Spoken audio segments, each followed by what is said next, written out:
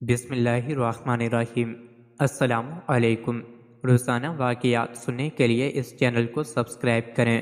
بنو امیہ کا بادشاہ عبد الملک بن مروان جب ملک شام میں طاعون کی وبا پھیلی تو موت کے ڈر سے گھوڑے پر سوار ہو کر اپنے شہر سے بھاگ نکلا اور ساتھ میں اپنے خاص غلام اور کچھ فوج بھی لے لی، اور وہ طاعون کے ڈر سے اس قدر خائف اور ہراساں تھا کہ زمین پر پاؤں نہیں رکھتا تھا بلکہ گھوڑے کی پشت پر سوتا تھا۔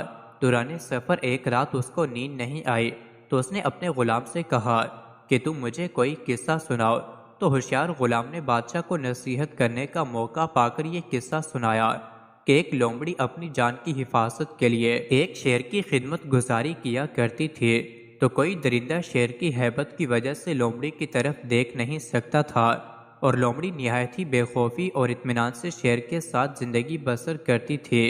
اچانک ایک دن ایک عقاب لومڑی پر جھپٹا تو لومڑی بھاگ کر شیر کے پاس چلی گئی اور شیر نے اس کو اپنی پیٹھ پر بٹھا لیا۔ عقاب دوبارہ جھپٹا اور لومڑی کو شیر کی پیٹھ پر سے اپنے جنگل میں دبا کر اٹھ گیا۔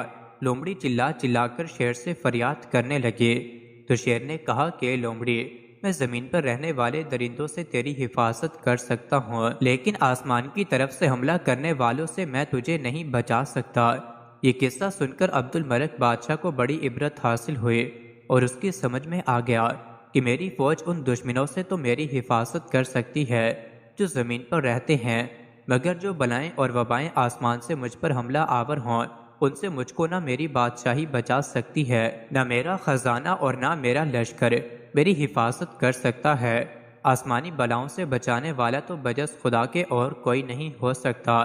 یہ سوچ کر عبد الملک بادشاہ کے دل سے طاعون کا خوف جاتا رہا اور وہ رضائے الہی پر راضی رہ کر سکون و اطمینان کے ساتھ اپنے شاہی محل میں رہنے لگا۔ مزید ایسی ہی ویڈیوز کے لیے چینل کو ضرور سبسکرائب کریں۔